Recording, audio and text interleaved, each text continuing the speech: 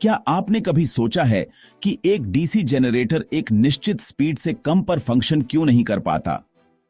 DC shunt generators की दुनिया में एक महत्वपूर्ण कॉन्सेप्ट होता है जिसे क्रिटिकल स्पीड कहा जाता है।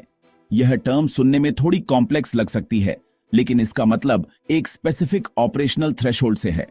क्रिटिकल स्पीड वह स्पीड है जिस पर जनरेटर का shunt field resistance critical resistance के बराबर होता है।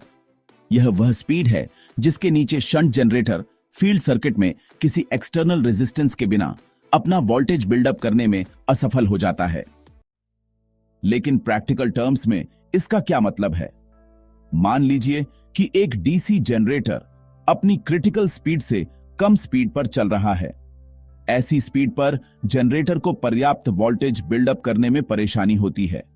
यह फिनोमेनॉन इसलिए होता है क्योंकि क्रिटिकल स्पीड से कम स्पीड पर field resistance line open circuit characteristic यानी ओसीसी कर्व को इंटरसेक्ट नहीं करती है। इसलिए जनरेटर आवश्यक वोल्टेज जनरेट नहीं कर पाता और प्रॉपरली फंक्शन नहीं कर पाता। इसलिए क्रिटिकल स्पीड केवल एक नंबर नहीं है, बल्कि यह वह थ्रेशोल्ड है जो सुनिश्चित करता है कि आपका जनरेटर इफेक्टिवली पावर प्रोड्यूस कर सके। क्रिटिकल स्पीड की डिटेल्स में जाने से पहले अगर आपने हमारा previous video critical field resistance और open circuit characteristic of a DC generator पर नहीं देखा है तो मैं आपको उसे देखने की सलाह दूंगा। वह वीडियो आपको उन कॉन्सेप्ट्स को समझने के लिए एक स्ट्रॉन्ग फाउंडेशन देगा जिन्हें हम इस वीडियो में डिस्कस करने वाले हैं। उस वीडियो का लिंक डिस्क्रिप्शन में दिया गया है। अब सवाल आता है कि किसी स्पेसिफिक डीसी जनरेटर की क्रिटिकल स्पीड का पता कैसे लगाया जाए।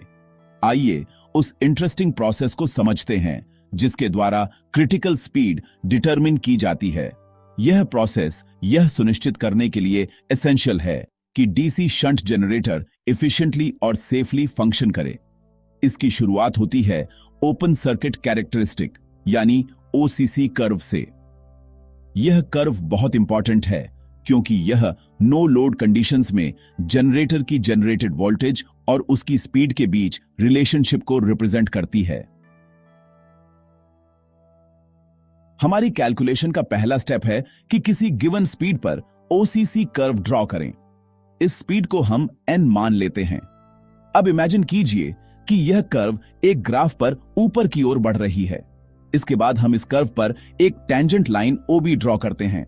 यह टेंजेंट केवल एक लाइन नहीं है, बल्कि यह शंट फील्ड रेजिस्टेंस का ग्राफिकल रिप्रेजेंटेशन है।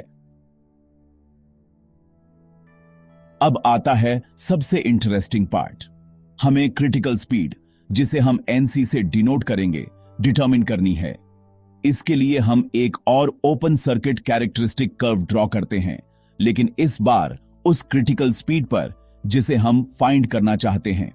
इसके बाद हम इस नई कर्व पर एक लाइन OP ड्रॉ करते हैं जो इस कर्व की टेंजेंट होती है।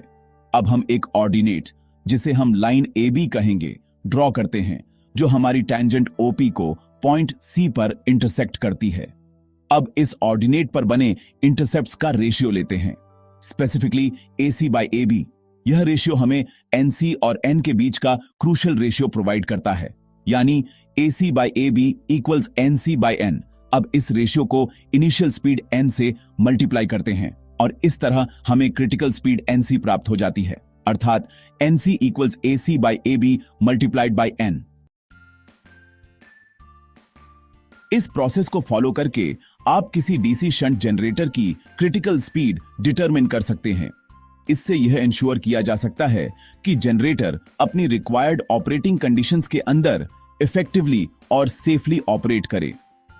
अगर आपको यह एक्सप्लेनेशन हेल्पफुल लगी हो तो वीडियो को लाइक, शेयर और सब्सक्राइब जरूर करें। ऐसे ही और इंसाइटफुल इलेक्ट्रिकल इंजीनियरिंग कंटेंट के लिए इलेक्ट्रोलॉजी हिंदी के साथ जुड़े रहिए।